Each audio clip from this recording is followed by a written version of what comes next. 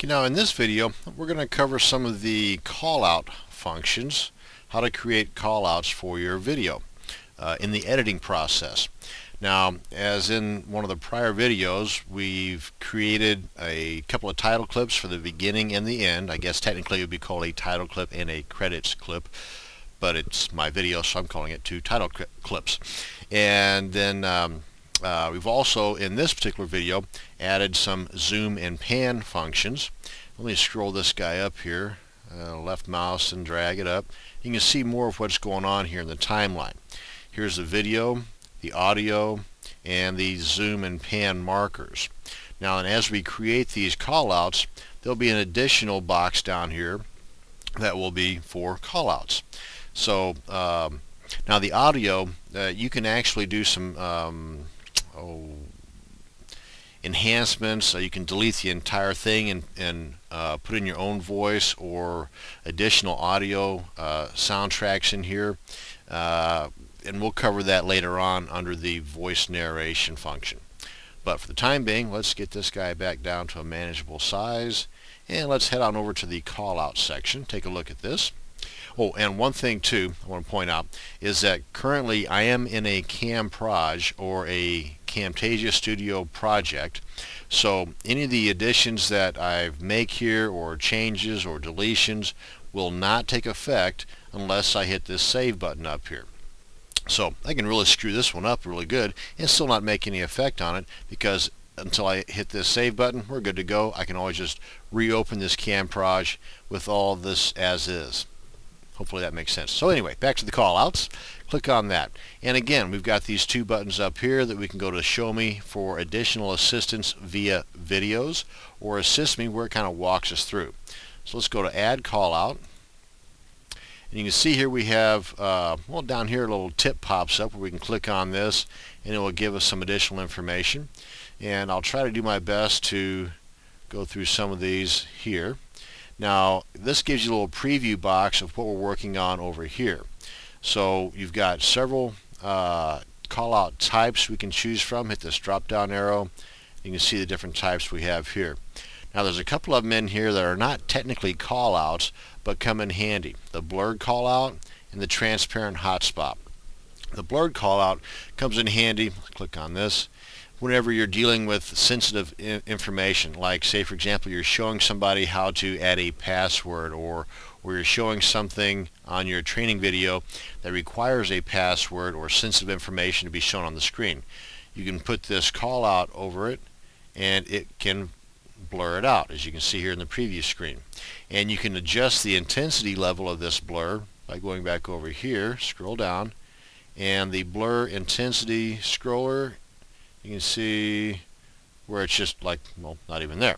So if you want to show somebody the fact that there's something in here but you can't really, determine exactly what it is, then just play with this until you're happy with the result.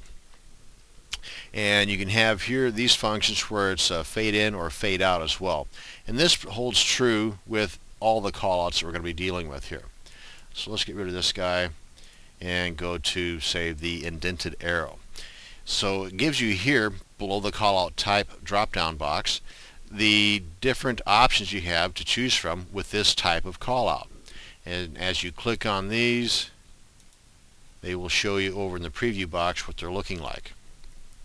And dropping down to the next level here, the fill-in color, this covers what's inside, what color this is. Currently it's white, as you can see here, but we can choose this color or any color, hit OK, and it changes it. And going down here, showing this again, you can fade this call out in or out. You can choose the opacity to where it almost is invisible, just depending upon how you want it to appear on your particular video. Now, as far as the, and the border color, right now there's a bit of a border around there, and there's also a drop shadow. Kind of check this out. I'll take out the drop shadow, and you see it's more of just a plain Jane looking thing. Hit this and it kind of stands out more, so I kind of like the drop shadow myself. Now, getting back up here to the text, you can just type in whatever you like, and this is the color of the text, the size of the text, and the font style. course, you can always change this, very functional, and you can change this. Of course, if you're changing the color, you might want to highlight what you want to change too. And as you can see over here in the preview box what it is changed to. Now then, if you want, you can also manipulate this information a little bit more by hitting your L key. You can, over here, you can drag the size of this, which changes the size of the entry or your text here. So here, you can see how it changes over here as well. So you can see the different functions you have here. Another thing I wanted to point out, and of course you can always drag this wherever you want on your video. One thing else I wanted to point out is the custom callouts. You can actually create your own.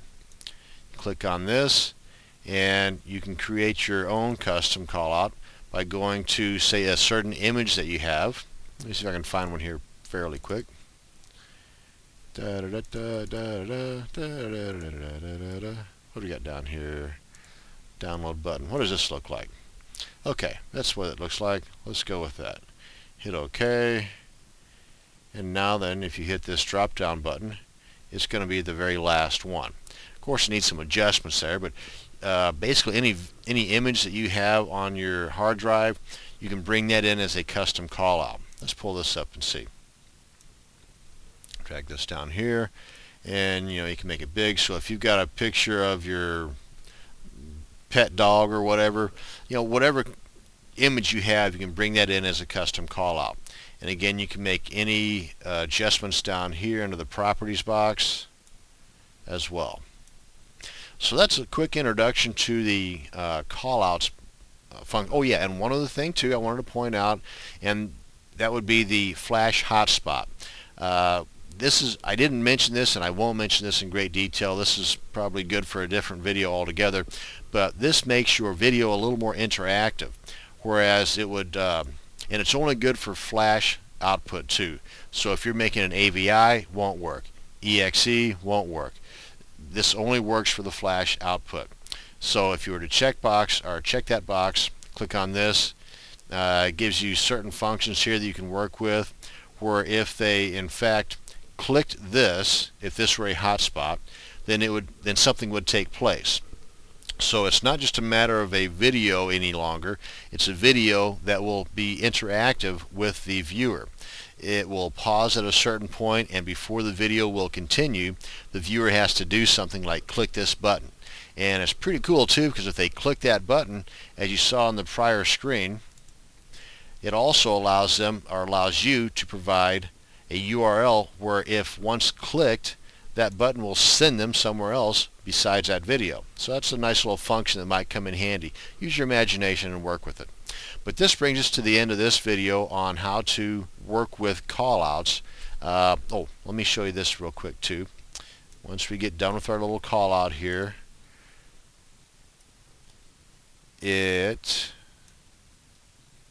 once I click finished, it puts the callout right down here.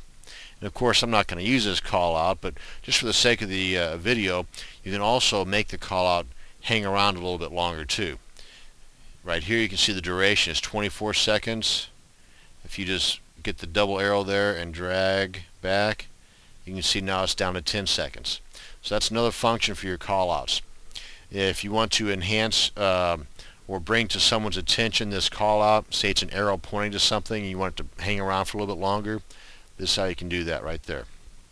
Or you can right click and you can do your modify here. You can copy this particular, if it's a good arrow that you want, and you can place it anywhere else on here. A lot of different functions you can work with right here. Or if you don't like it at all, you can always just delete it from the timeline here, such as the case here. Are you sure? Yes? Get away. And that brings us to the end of this video on the introduction to the callouts. And thank you very much, and I'll try to throw in some more videos on some of these other functions here as well. Thanks again for watching, folks.